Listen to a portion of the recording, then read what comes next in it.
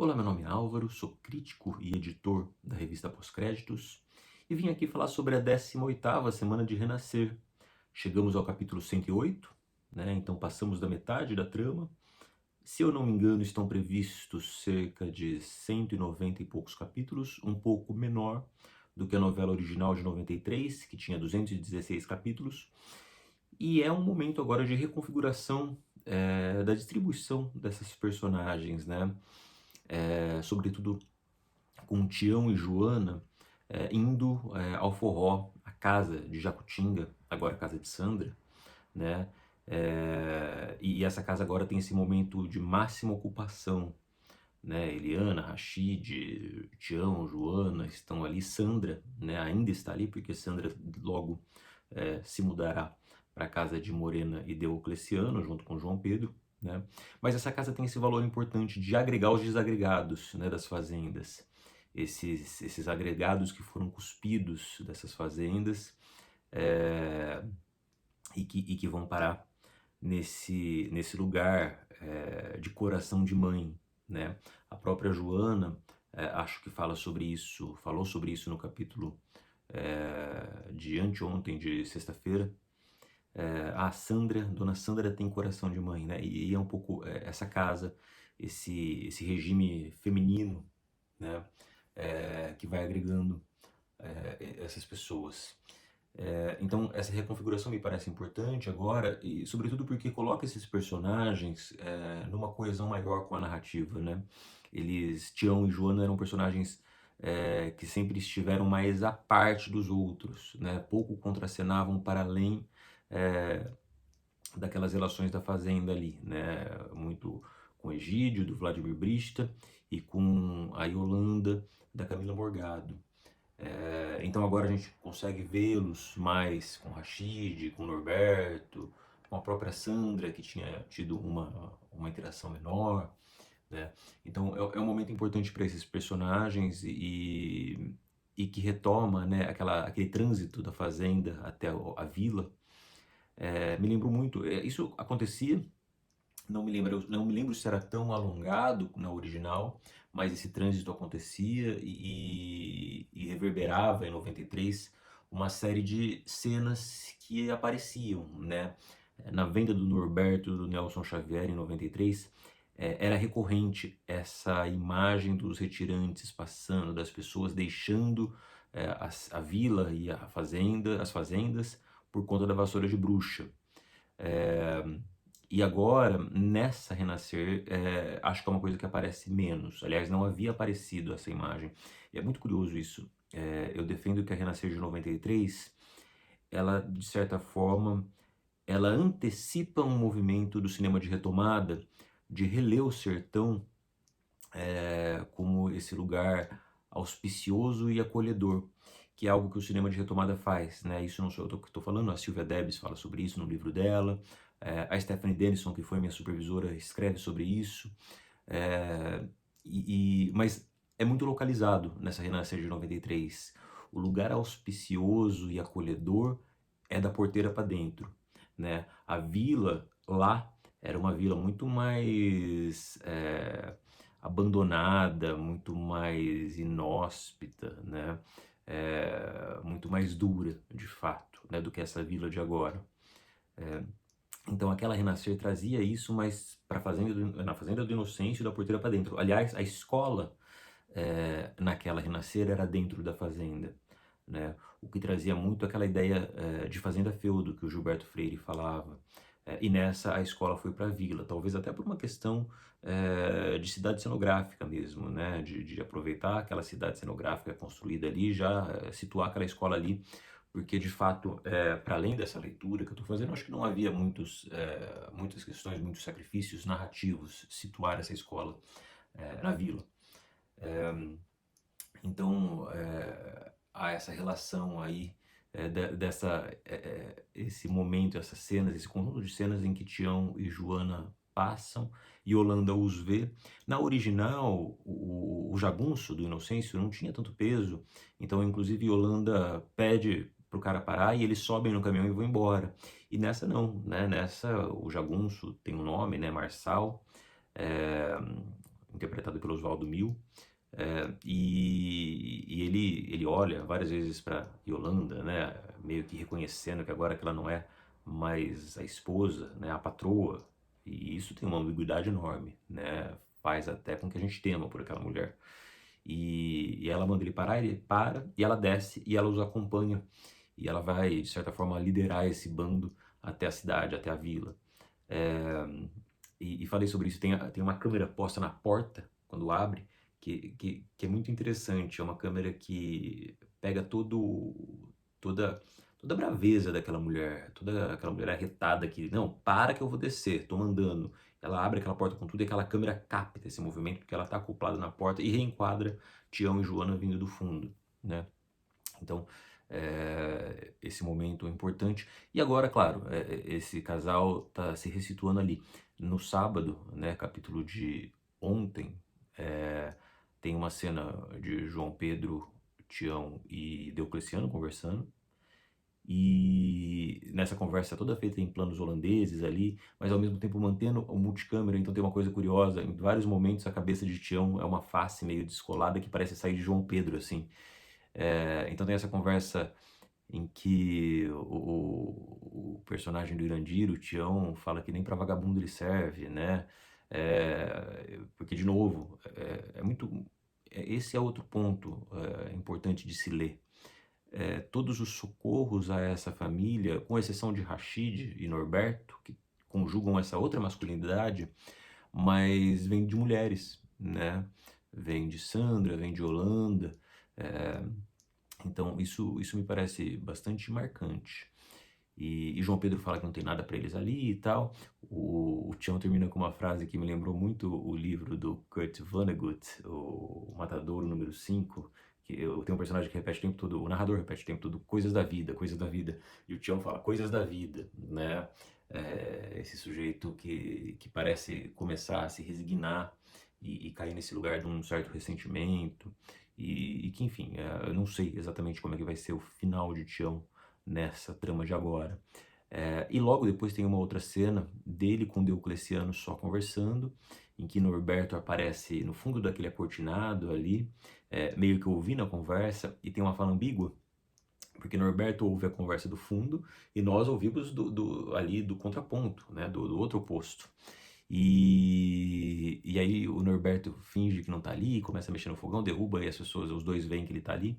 E ele fala, vocês estão aí, como se ele não tivesse reparado que os dois estivessem ali. Mas essa fala é ambígua, porque serve para nós também. É como se ele talvez, vocês também estão ouvindo aí do outro lado, né? Junto comigo, né? Um em cada ponta. Então, é como se os fofoqueiros, né? Norberto e nós, espectadores, cercássemos esses personagens.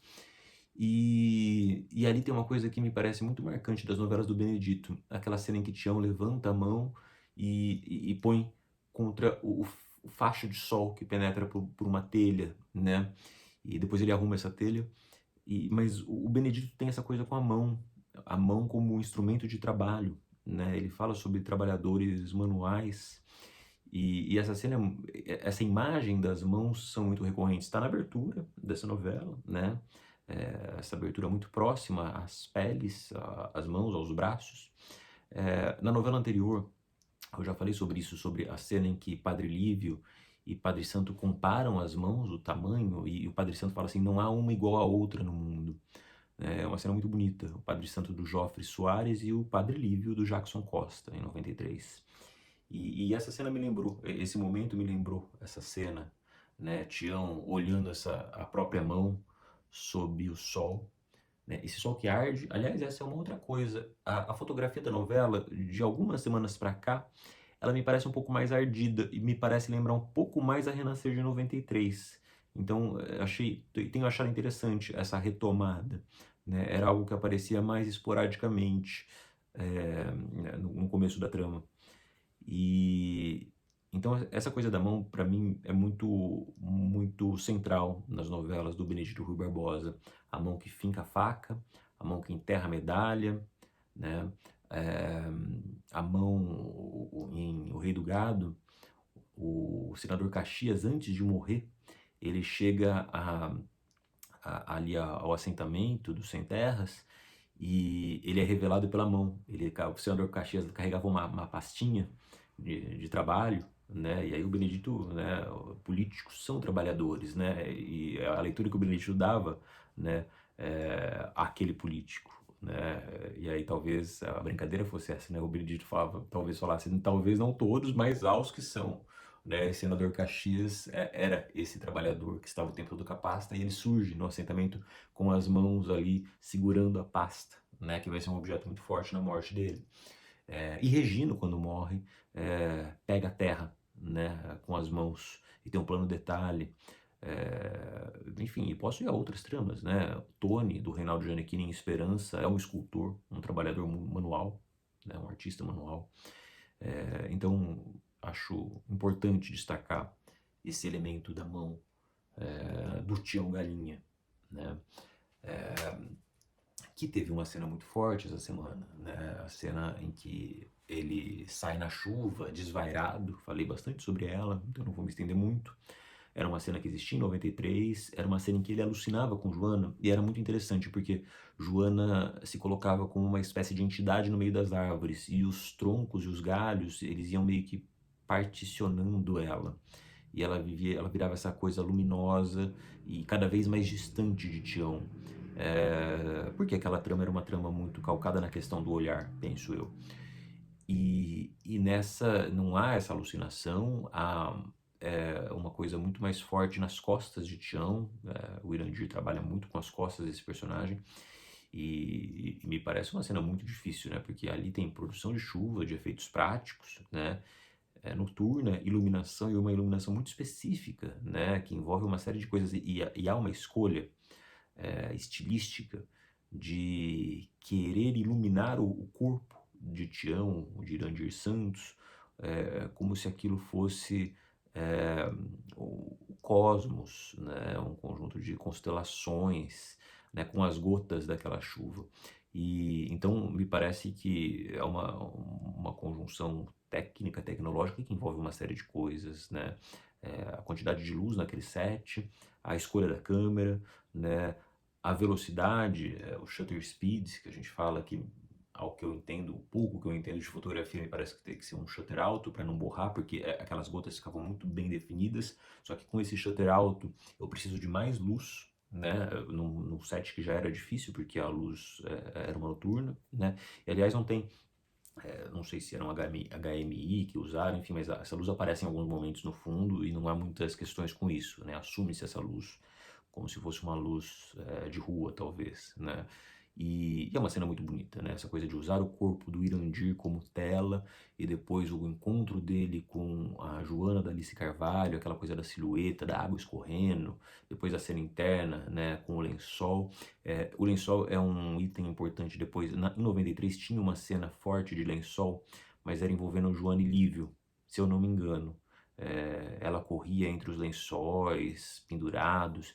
Se eu não me engano, é essa cena que vai desembocar num sonho que ela tem com Lívio de Jesus. Não tenho certeza, preciso revisitar, mas eu acho que sim, tá? Então, acho que das cenas mais fortes e mais comentadas dessa semana, né? Acho que uma cena que marca e que vai ficar aí entre as inesquecíveis. Essa versão já era uma cena muito forte em 93, tá? E tem esse cuidado de recompor e reler algumas coisas. Por exemplo, antes de Joana encontrar Tião, ela aparece naquela janela, né? Aquela janela meio embaçada. Em 93 também havia uma janela, mas Joana estava na parede, próxima à moldura da janela ali, ao rodapé, mais fora, né? Então é curioso como essa novela relê a partir até dos elementos arquitetônicos e é como se olhasse, não, na primeira Joana estava ao lado da janela, agora ela vai estar atrás da janela, né? É, e a semana em si, ela foi movimentada com algumas coisas, né? Começa com Buba e Augusto, né? Naquela trama ali em Minas, revisitando os pais, né?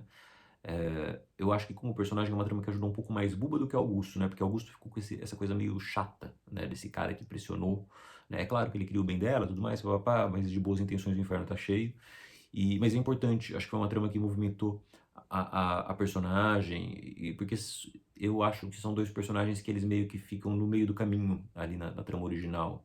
eles ficam muito submetidos à Teca a partir de um determinado momento da morte de Venâncio, e depois eles meio que se apagam também depois que Teca vai embora, né? Como se acabasse a trama dos dois. E então Buba confrontando essa família, revisitando esse passado, um conjunto de cenas muito bonitas, muito fortes, né? Os dois atores muito bem, tanto o Guilherme Fontes quanto a Malu Gali. Uma cena que poderia até ter sido maior, eu acho, uma cena bonita. Eu apontei ali, não há o raccord de olhar entre pai e filha, né? Os olhares não se cruzam, boa parte da cena só vão se cruzar no final quando ela se coloca contra ele de fato, né? Mas eu fiquei pensando muito nisso, porque muita gente acusa essa Renascer de ser lenta, né? E vários elementos que causavam a lentidão na Renascer original, né? As cenas de transição focadas no trabalho, nos cantos de trabalho, não estão. E a Renascer original tinha cenas muito longas, que eram planos, eram cenas que davam, às vezes, o bloco inteiro, né? E não é o caso dessa. Então eu acho que foi uma cena em que a emoção esteve na medida e o tamanho da cena também, mas ela poderia ter sido uma cena maior.